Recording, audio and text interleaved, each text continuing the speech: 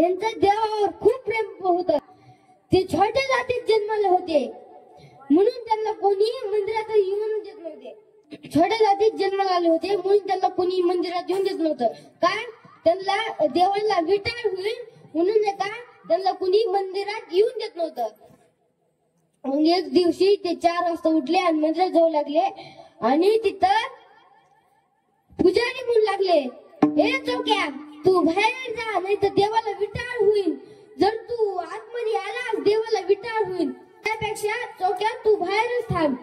Choco Maharaj खूप रडू लागले कारण त्याला कोणीच मंदिरात येऊन देत नव्हतं.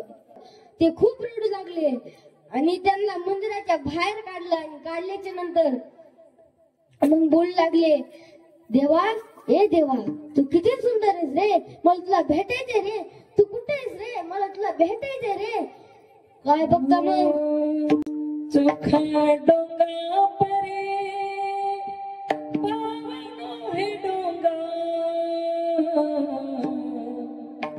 चोखा डोंगा परे भावनो हे डोंगा.